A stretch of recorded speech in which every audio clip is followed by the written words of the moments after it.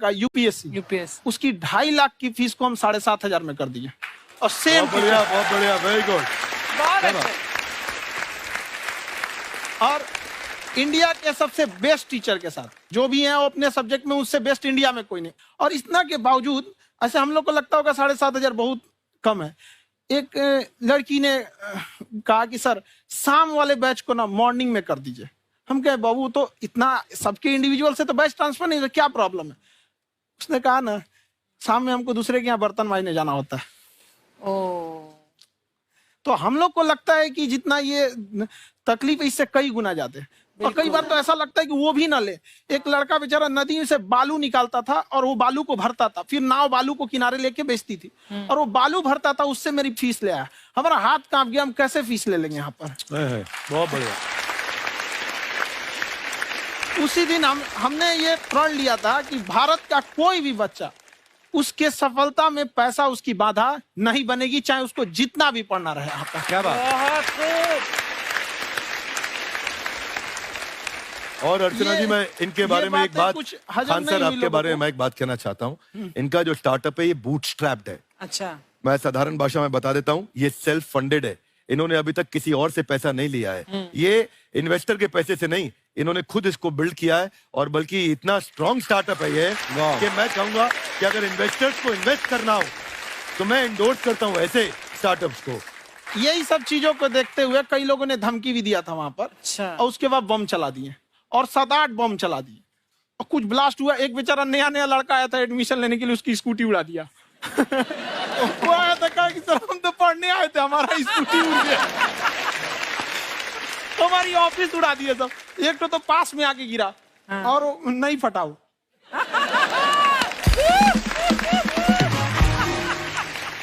बाद में बहुत सारे लोग धमकियां दिए, लेकिन कहते हैं ना सूरज कितना भी तेज चमक ले समंदर नहीं सुखा सकता। वाह वाह वाह, क्या बात है। मैम एक्चुअली ये फीस कम करने का एक और रीजन है। 2.5 लाख 3 लाख की जो फीस में सब लोग पढ़ाई अफोर्ड नहीं कर पाते। इसलिए वो कुछ ही लोग अफोर्ड कर पाते हैं, तो उनका मेंटल लेवल तो बहुत ऊपर चला जाता है। लेकिन एक पूरे देश का मेंटल लेवल थोड़ा सा स्टेबल नहीं हो पाता। तो जब फीस कम रहेगी तो हर वो लड़का तैयारी करने के लिए आगे आएगा जिसका सपना है देश के लिए कुछ करने का। सीटें लिमिटेड हैं, उन्हें को मिलेगी, लेकिन जिन्हें नहीं मिलेगी उसे मिलेगा देश का एक जिम्मेदार नागरिक। तो इस देश को बदलना। क्या बात। हम लोग विश्व गुरु कहे जाते थे, क्यों? क्योंकि दुनिया से लोग हमारे यहाँ पढ़ने आए थे। चाइना से ह्वेनसांग आया, फायान आया, आज कोई नहीं आता है। हम लोग का उद्देश्य एक समय आएगा जो फिर आएंगे यहाँ पढ़ने के लिए। क्या बात है।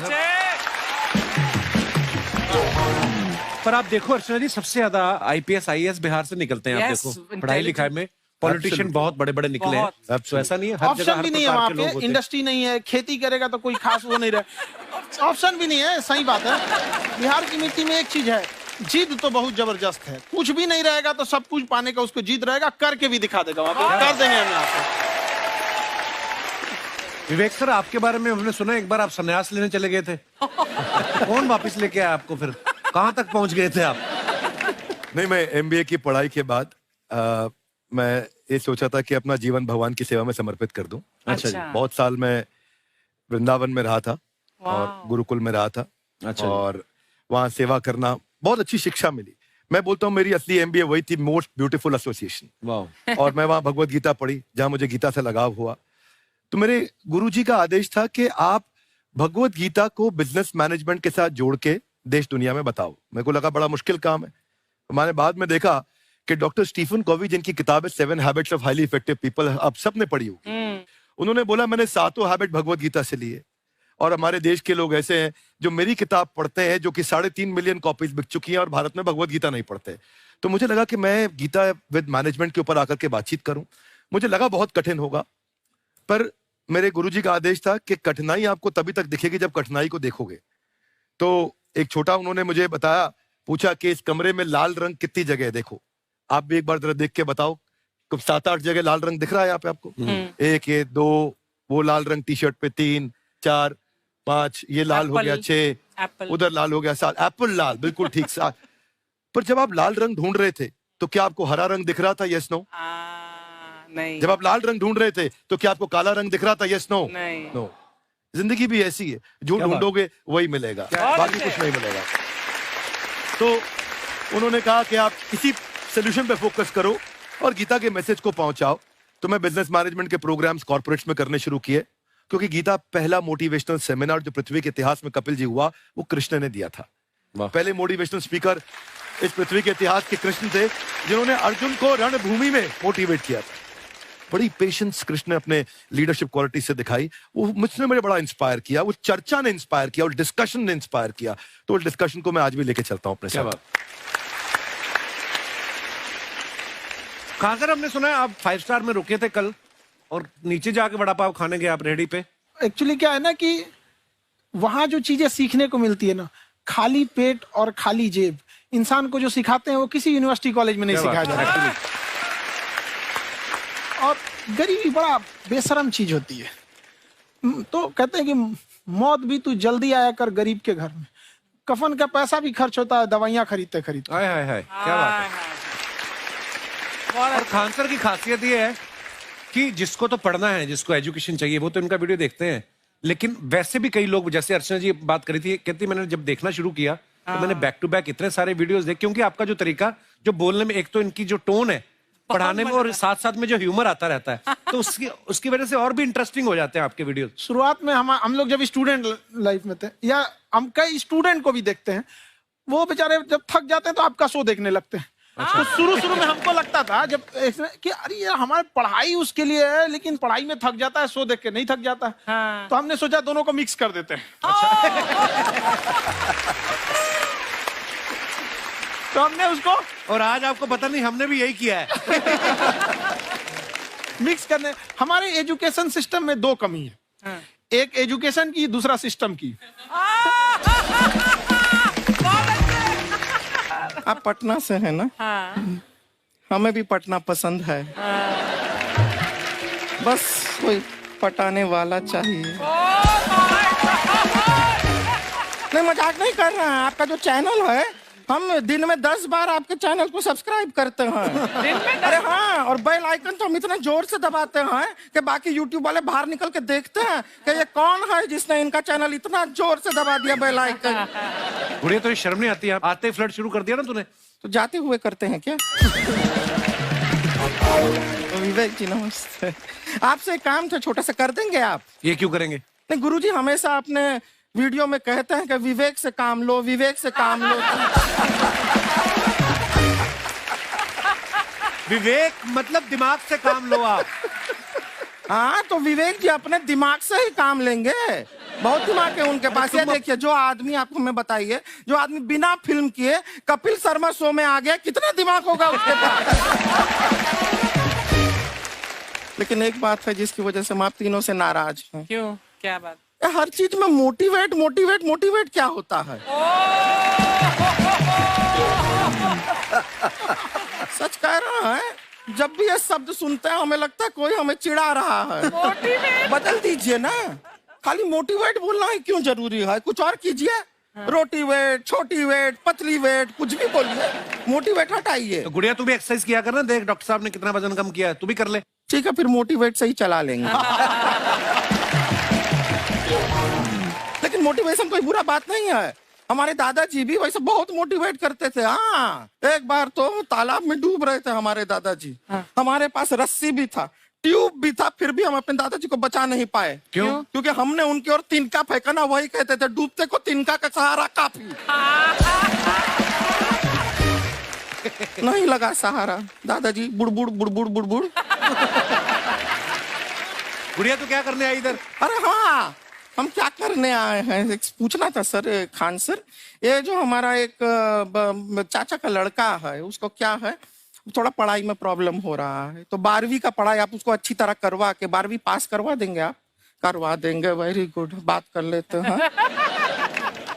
हाँ, राम सरोवर, देखो हमारा बात हो गया है। ये 10वीं जो तुमसे नहीं दिया जा रहा है वो नहीं देना है।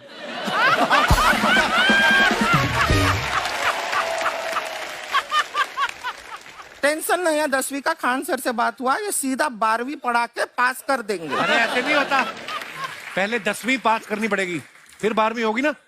ऐसा कोई जरूरी नहीं है ये सीक्वेंस। हमारे मौसा जी थे, उनसे ना 10वीं हुई ना 12वीं हुई, अभी 3 दिन पहले सीधा उनकी 13वीं हुई।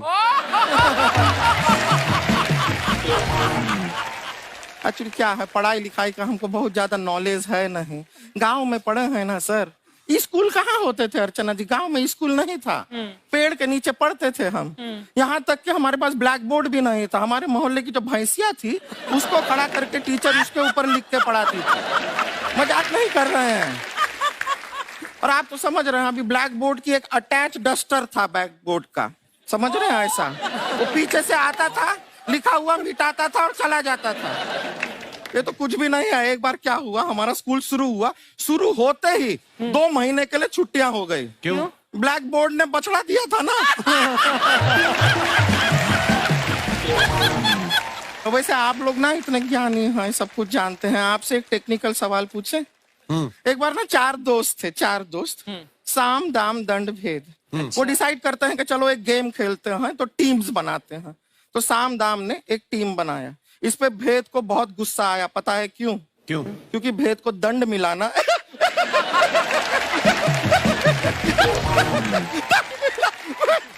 ये सिर्फ हंसती नहीं है सर, थोड़ा सा पेट्रोल पिला दो स्टार्ट भी हो जाती है। इतना है कि और भी बता दीजिए, जब हम बीमार होते हैं हम डॉक्टर के पास नहीं मैकेनिक के पास जाते हैं, और डिटेल दे दीजिए। ऐसा कुछ नहीं है सर, ये बोलते हैं खाली। लेकिन अभी एक रिक्वेस्ट था सर, हमारा एक भाई है, पुरुषोत्तम नाम है उसका, वो गांव से आया हुआ है। आप लोग थोड़ा उससे सब बातचीत करेंगे, थोड़ा उसको प्रोत्साहन देंगे। और शर्मा जी, आपसे भी एक रिक्वेस्ट था, आपसे हमने कभी कुछ मांगा नहीं है। पुरुषोत्तम आएगा ना, एक बार बस उससे कह दीजिएगा, पुरुषोत्तम तुम कितने हैंडसम हो। मैंने देखा ही नहीं अभी तक। हाँ तो देख के बस बोल दीजिएगा तुम ठीक है। कितने हैंडसम हो, ऐसा बोल दीजिएगा प्लीज। ठीक है। हम बुला लेते हैं पुरुषोत्तम।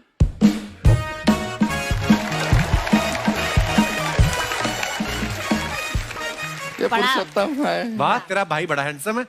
है तो हमारे खानदान में सब हैंडसम है, ज्यादा चापलूसी करने का जरूरत नहीं है। देखा हमारा यहाँ पे कितना चलता है। एक नंबर दीदी, एक नंबर। सब लोग हैं, नमस्ते कर दो। ये बड़ा अच्छा लड़का है, गांव में ना भैंस चराता है, इसको थोड़ा मोटिवेट कीजिए ना।